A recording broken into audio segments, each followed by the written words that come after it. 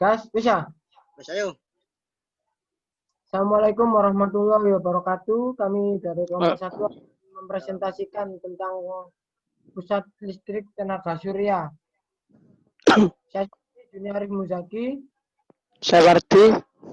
Saya Bagas, saya Pradana.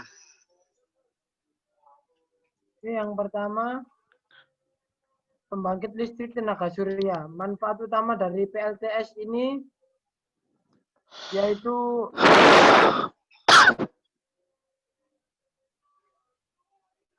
yang pertama, hemat karena tidak memerlukan bahan bakar sehingga hampir tidak memerlukan biaya operasi. Yang kedua, dapat dipasang di mana saja dan dapat dipindahkan bila mana dibutuhkan. Dan ketiga, dapat diterapkan secara sentralisasi, yakni setiap sistem berdiri sendiri atau individual, tidak memerlukan jaringan distribusi. Keempat, bersifat moduler yang berarti kapasitas listrik yang dihasilkan dapat disesuaikan dengan kebutuhan dengan cara merangkai modul secara seri dan paralel. Dapat dioperasikan secara otomatis maupun menggunakan operasi attendable. Yang terakhir, tidak ada bagian yang bergerak, sehingga hampir tidak memerlukan biaya pemeliharaan yang diperlukan, yakni hanya membersihkan modul apabila kotor. Oke, next. Manfaat dari sisi sosial. Yang pertama, PLTS bisa meningkatkan mutu sumber daya manusia karena proses belajar mengajar bisa dilakukan pada malam hari. Selain itu, perkembangan teknologi pedesaan dapat diikuti dengan cepat melalui radio atau televisi. Yang kedua, penyampaian informasi tentang pembangunan dan hasil-hasil bisa sampai dengan benar, sehingga manipulasi informasi dapat dicegah. Yang ketiga, memperkokoh sistem pertahanan keamanan dan perlindungan pekerjaan. Yang keempat, dengan tersedianya beberapa pilihan kegiatan di malam hari, keberhasilan program KB bisa ditingkatkan. Yang terakhir, manfaatnya yaitu menunjang usaha untuk mempercepat terwujudnya 8 jalur pemerataan. Untuk gambar skema pembangkit listrik tenaga surya bisa kita lihat dari radiasi cahaya matahari langsung menuju panel surya yang kemudian dikontrol, dan untuk tegangannya bisa kita simpan di baterai yang kemudian kita distribusikan untuk konsumen. Ya, sangat sederhana sekali. Oke, next. Monggo, Pardi. Oke, prinsip kerja PLTS. Yang satu, pada siang hari modul surya menerima cahaya matahari dan cahaya tersebut kemudian diubah menjadi energi listrik oleh sel-sel kristal melalui proses fotovoltaik. Dua, listrik yang dihasilkan oleh modul adalah listrik arus arah atau DC yang dapat langsung disalurkan ke beban ataupun disimpan dalam baterai sebelum dikeluarkan ke beban atau lampu radio dan lain-lain. Yang ketiga, tegangan yang dikeluarkan oleh modul surya bervariasi, ada yang volt DC, 12 DC, 24 DC, 36 DC, dan 48 DC per modul. Yang keempat, untuk melindungi sistem PLTS dari pengisian dan pemakaian berlebihan digunakan alat pengatur atau controller di mana seluruh energi listrik yang dihasilkan dan dipakai oleh sistem PLTS harus melalui alat pengatur ini. Yang kelima, untuk peralatan yang membutuhkan listrik arus AC digunakan inverter, yaitu alat pengubah arus DC ke AC yang tersedia dalam berbagai kapasitas. Yang keenam, listrik yang dihasilkan dapat dimanfaatkan untuk mencatu beban seperti lampu penerangan, berbagai alat elektronik dan alat mekanik yang digerakkan oleh listrik. Oke, next. Dan ini diagram kerja PLTS double volt DC 3 kali 40 watt. Ini gambarnya. Baterai kering ya. bisa dilihat spesifikasinya. Yang pertama ini modul panel surya, dan yang kedua ini baterai kontrol unit 15 volt dan 15 watt sampai 12 volt. Yang ketiga baterai kering 33 ampere, 12 volt dan baterai di dalam box. Yang keempat, box panel lebar 25 kali, tinggi 35 dan tebal 12. Yang kelima ini lampu LED TL 40 watt sampai 12 DC. Yang keenam, kabel instalasi modul 8 meter. Yang jenis NHY AY 2x2 5 mm. Yang ketujuh, tiang penyangga panel surya. paket next. Oke, selanjutnya pembangkit listrik tenaga surya TL3 kali 40 watt 12 volt DC.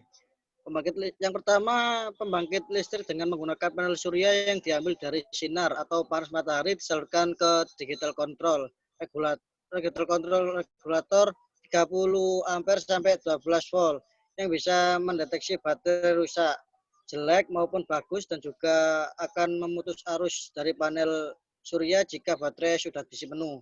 Yang kedua, kelebihan dari digital control regulator, terdapat sistem proteksi yang canggih di mana bila pemasangan dari panel surya maupun pemasangan baterai jika positif dan negatif terbalik, digital control regulator akan memproteksi sehingga aman untuk peralatan tersebut.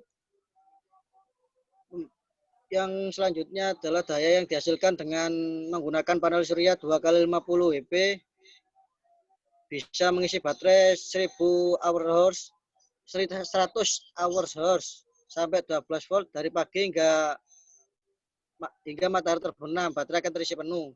Dengan menggunakan baterai 100 hours atau sampai 12 volt bisa dipakai untuk menghidupkan lampu LED TL3 kali 40 watt sampai 12 volt DC. Dari produk bel bisa dihidupkan 12 jam per hari. Umur dari lampu TL LED bisa mencapai 5 sampai 10 tahun.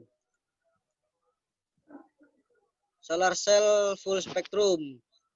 Yang pertama, salah satu alasan utama mengapa pembangkit listrik tenaga surya kesulitan mengimbangi pembangkit listrik konvensional adalah karena efisiensinya yang rendah, sehingga untuk mendapat energi listrik yang besar diperlukan luasan modul surya yang besar pula, yang berarti biaya pun besar.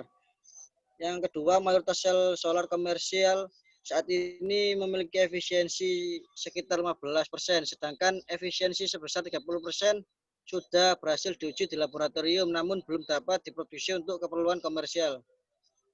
Oke, lanjut. Oke, solar cell full spectrum. Mengapa solar cell belum bisa mengkonversi radiasi matahari dengan efisiensi tinggi? Alasannya adalah karena material solar cell hanya mampu mengkonversi sebagian dari spektrum cahaya matahari yang diterimanya. Menurut Thomas Marvat dalam bukunya berjudul Solar Electricity, hanya sekitar seperempat dari spektrum cahaya matahari yang dapat dikonversi menjadi listrik oleh matahari solar cell yang ada sekarang. Namun kini ada harapan baru untuk mengkonversi semua spektrum cahaya matahari menjadi listrik. Riset yang dilakukan oleh Ladek Walukiewicz di Lawrence Berkeley National Laboratory telah berhasil mengkonversi seluruh spektrum. Dan yang juga menarik adalah bahwa proses produksi solar cell baru ini dapat dilakukan menggunakan teknik produksi konvensional. Oke, selanjutnya. Solar cell full spectrum. Ini gambar solar starter project. Dari solar cell ada placementnya. Terus Oke, mungkin bisa dilihat sendiri ya, ini ya gambarnya ya. Oke, lanjut Par. Solar cell full spectrum, prinsip yang digunakan oleh Walukiewicz dan kawan-kawan adalah bahwa tidak ada material yang mampu merespon semua panjang gelombang radiasi matahari. Masing-masing material bekerja pada panjang gelombang yang berbeda pula, maka untuk memungkinkan proses konversi seluruh spektrum dilakukan penggabungan beberapa bahan berbeda dengan sensitivitas spektrum berbeda pula. Satu cara untuk menggabungkan berbagai bahan adalah dengan menumpuk lapisan-lapisan semikonduktor berbeda dan menggabungkannya secara seri menggunakan kawat. Teknik ini walaupun mampu menggabungkan lapisan-lapisan berbeda, namun strukturnya masih rumit sehingga menyulitkan dalam proses fabrikasi. Cara lain yang dapat dilakukan adalah dengan membuat satu lapisan namun mampu bekerja dengan spektrum berbeda. Tim peneliti mengatakan bahwa teknik baru yang mereka perkenalkan akan menghasilkan solar cell efisiensi tinggi dengan harga yang lebih murah. Namun sayang mereka belum menyebut setinggi apa efisiensi yang dapat dihasilkan.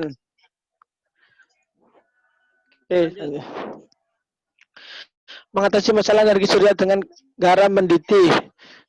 Yang pertama, energi surya adalah sumber energi terbarukan yang sedang dan kemungkinan akan berkembang paling cepat. Tapi teknologi energi surya memiliki kelemahan laten karena tidak bisa membangkitkan listrik di malam hari atau saat sinar matahari tertutup awan. Sebuah konsorsium bernama Solar Reserve menawarkan satu solusi menjanjikan baik dari segi keandalan sistem, ekonomi maupun keamanan lingkungan. Jawabannya ada pada garam. Oke, next. Jun. Oke, mengatasi masalah energi surya dengan garam mendidih, ya bisa saya lanjutkan. Yang pertama, Solar Reserve menggunakan teknologi yang dapat menyimpan energi panas cahaya matahari di dalam larutan garam mendidih. Proyek pertama ini akan menghasilkan listrik 500 MW, setara dengan kapasitas pembangkit listrik berbahan bakar batu bara, tapi tidak menghasilkan gas rumah kaca. Berbeda dengan pembangkit listrik tenaga surya lain, teknologi milik Solar Reserve dapat menghasilkan listrik saat langit mendung, bahkan malam hari, dalam 10 hingga 15 tahun ke depan. Solar Reserve merencanakan pembangunan 10 pembangkit listrik jenis ini. Oke, next.